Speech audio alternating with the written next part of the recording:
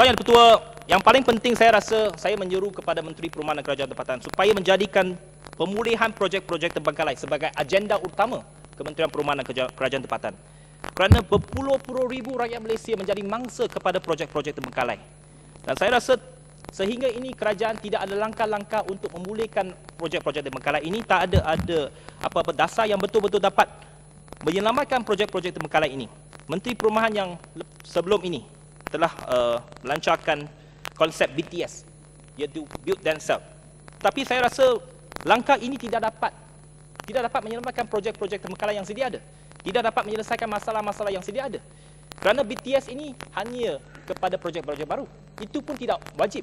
Tetapi kepada projek-projek yang telah terbengkalai, saya rasa pihak kementerian perlu ada satu jawatan kuasa khas yang dipengerusikan oleh menteri sendiri supaya kita lihat memang dalam Akta Perumahan ini menteri ada kuasa untuk melantik pemaju-pemaju yang baru untuk menyelamatkan projek-projek terbengkalai ini. Dan saya mencadangkan kepada Kementerian Perumahan dan Kerajaan Tempatan supaya dapat membentuk satu jawatan kuasa dan melihat bagaimana projek-projek terbengkalai ini dapat diselamatkan. Dan kita perlu melibatkan inisiatif private inisiatif, iaitu kalau pemaju-pemaju yang swasta yang ada minat untuk menyelamatkan sesuatu projek itu, Kementerian Perumahan sebagai facilitator untuk menyelamatkan projek-projek itu. Dan saya rasa kita tidak boleh berharap sangat kepada syarikat perumahan negara berhad, kerana SPMB tidak dapat menampung ke semua projek-projek terbengkalai. Dan baru-baru ini saya ke satu function melihat SPMB sekarang seolah-olah menjadi pemaju. Dan hakikatnya SPMB ini patut dijadikan satu agensi untuk menyelamatkan projek-projek terbengkalai, bukannya pemaju untuk bersaing dengan sektor swasta. Dan saya harap ini dapat dipertimbangkan kerana banyak di tiap-tiap negeri, di mana-mana bandar ada juga projek-projek terbengkalai ini. Dan saya harap Kementerian Perumahan akan memberikan fokus yang utama untuk menyelamatkan projek-projek terbengkalai ini. Satu lagi saya ingin masuk kepada IWK, Indah Water Consortium, Sistem Pembentukan Negara. Saya meminta supaya kerajaan, apabila kerajaan-kerajaan Pakatan Rakyat di Perak, di Penang, apabila kita membuat pengumuman ada menghapuskan saman-saman dan sebagainya, Barisan Nasional mengatakan kita ini mahu menjadi populist approach. Memang sekarang ini kerajaan Pakatan Rakyat popular. Saya mencadangkan kepada Barisan Nasional, kalau nak mempopularkan semula Barisan Nasional, ada satu langkah yang baik. Memansuhkan segala tunggakan-tunggakan yang ada dalam IWK sekarang. Dan memang sudah ada presiden dahulu. Saya melihat balik kepada charge pembentukan. Pernah ada 3 kajian semula dalam IWK. Pada 1996, keputusan kajian semula pertama pada 1996. Kerajaan batalkan semua charge pembentukan dan tunggakan sebelum tarikh ini, iaitu 1 Januari 1997. Kerana pada masa sekarang, berpuluh ribu rakyat Malaysia menerima notis undang-undang bahawa nak sue mereka kerana mereka tidak membayar tunggakan-tunggakan IWK. Kalau semua kes-kes ini dibawa ke mahkamah, saya rasa mahkamah pun tak sempat untuk membicarakan kes-kes lain. Dan saya berharap kerajaan ada satu cara untuk menyelesaikan masalah ini, pertimbangkan supaya tunggakan-tunggakan yang telah yang ada kepada pengguna-pengguna sekarang dapat dihapuskan dan mencari satu formula bagaimana kerajaan dapat menampung sistem pembentukan ini.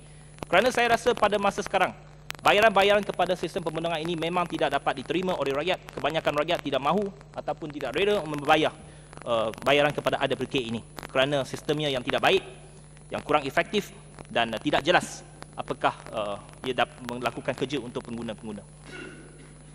Akhir sekali, Tuan Betul, saya nak masuk kepada isu keselamatan.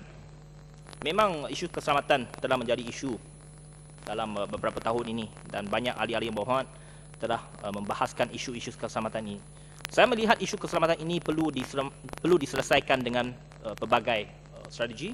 Perlu ada satu plan yang lebih komprehensif untuk menyelesaikan masalah keselamatan ini. Penambahan balai polis memang ini telah diumumkan oleh kerajaan, tetapi saya melihat jawapan kepada soalan saya, kepada soalan Yang Berhormat Charles, balai-balai polis yang baru. Negeri Sembilan hanya dapat 1 biji saja balai polis yang baru. Saya tak tahu ini nak letak kat Rembau ke nak letak kat Asas. Baru 1 balai polis. Saya pun tak tahulah macam mana. kalau kita nak betul-betul menyelesaikan isu keselamatan ini, yang pertamanya anggota polis itu dapat dipertambahkan, dapat dirombak semula penggunaan anggota-anggota.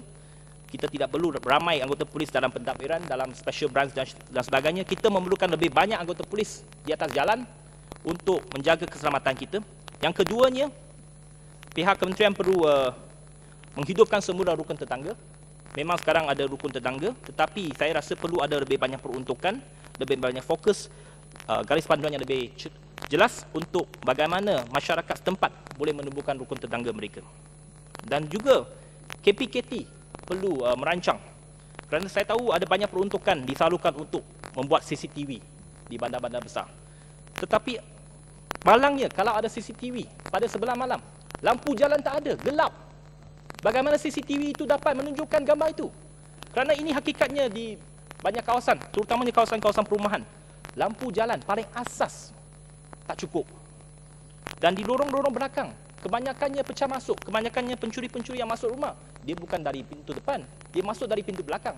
Tetapi dasar yang sedia ada di taman-taman perumahan tidak ada lampu jalan di lorong belakang.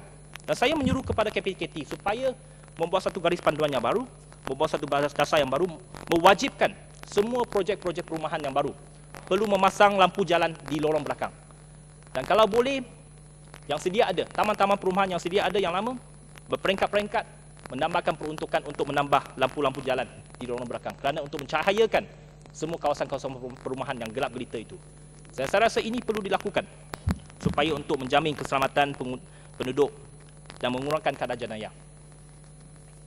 Ada masa lagi, Tuan Ketua? Ya, ada masa lagi. Saya tertarik juga dengan Kinabatangan sudah keluar. Semalam Kinabatangan ada mengatakan bahawa tol daripada Seremban, daripada Kuala Lumpur ke Seremban dihapuskan. Saya mengalu-alukan. Saya menyokong 200%. Kalau boleh, tol daripada Kuala Lumpur ke Seremban ini patut dihapuskan, kerana ini merupakan lebuh raya yang paling pertama dibina pada tahun 1970-an. Dan telah 30 tahun tol ini dikutip. Kalau boleh, Kementerian Kerja Raya patut, kalau nak mempertimbangkan mana-mana kadar tol ataupun perazat tol dihapuskan, Kuala Lumpur Seremban ini dah yang pertama sekalinya yang perlu dihapuskan. Dan saya berharap ini Rembau boleh sokonglah. Sebab ini bukan sahaja untuk kebaikan orang-orang Seremban, tapi kebaikan untuk orang-orang Negeri Sembilan, khususnya Rembau termasuk juga. Pengundi-pengundi Rembau akan mendapat manfaat. Sokong. Setuju ataupun tidak? Sebab tadi yang Mohamad kata daripada Kuala Lumpur ke Seremban, tapi Rembau tu dia ada exit satu lagi. Boleh tak Mohamad setuju? Tak apalah, you bayar RM1 lebih tak apa. Tapi you telah save RM7.70. Bayar RM1 tak apalah. Kerumpuk balik Rembau. Jadi saya menjangkakan bahawa Rembau akan sokong lah. Sokong kan?